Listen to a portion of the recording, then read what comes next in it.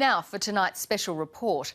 And as the trade war between the US and China continues to escalate, stock markets have plunged and our dollar has hit its lowest point in a decade.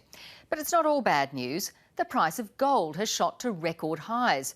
An ounce is now worth more than 2,000 Aussie dollars, an increase from 12 months ago when it was about $1,600. Australia is the world's second largest gold producer behind China. The high prices should be nothing but good news for old gold mining towns like Kalgoorlie, but getting their shine back again is no easy task. From Kalgoorlie, here's our business reporter, Rachel Pupazzoni. In Western Australia's sprawling goldfields, prospectors have been trying to strike it rich for more than a century. Dale Hanning is among those sweeping the soil in search of gold. Oh, just to get out the bush and find that big nugget, like everyone wants to, you know.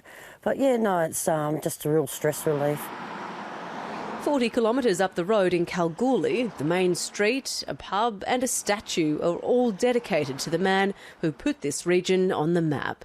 Paddy Hannan's discovery 126 years ago launched Australia's biggest gold rush that saw this city and those around it flourish. It was huge. What you see outside, that's all built between 1895 and say about 1910, 1911. You've got theatres, you've got picture houses, you've got orchestras and bands. In the early years, towns were created to house workers near mines. It's very different now. Companies employ skilled workers who can fly in and fly out from all over the country to work in places like Australia's newest gold mine. It's 1,100 kilometres east of Perth. Plenty of workers come out here to do their job, 350 in fact, and the vast majority of them are FIFO workers. The FIFO model, I think, has been with us now as the standard for about 20 years. Operations at Gruyere began 2 years ago. Last month, it poured its first 3 bars and expects to produce 300,000 ounces a year. This is a really integral part of the gold mining process. The ore or the dirt is dug out of the ground. It's brought along this conveyor belt into 2 massive crushing machines, the size of a 2-storey house probably, that makes those rocks much smaller and easier to manage as they try to get the gold out. It's then sent to the Perth Mint, where it's refined into 99.9% pure gold and turned into products like coins, gold bars and jewellery. We're processing about 350 tonnes of gold every year from Australia and many surrounding countries, worth in round numbers about $20 billion. This was once considered the richest square mile on Earth, and the Golden Mile is still being mined today, producing more than 60 million ounces of gold and counting. In 1989, it became this massive hole, the Super Pit.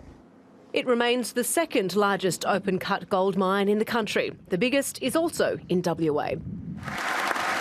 The state's success is what's drawn people from across the world to the annual Diggers and Dealers Mining Forum in Kalgoorlie this week. How good is the gold price? It should be good for local businesses like salon owner Anne-Marie Ryan. She believes the increase in FIFO workers is cutting into her profits. We need those families to come here to build those community building blocks that keeps us going and keeps our economy going. At the Beaten Track Brewery, they share the same feelings. FIFO takes money out of the region. The country towns all through New South Wales, Queensland, Western Australia that need the support, they need the people back into them. 40 kilometres north of Kalgoorlie is Broadarrow.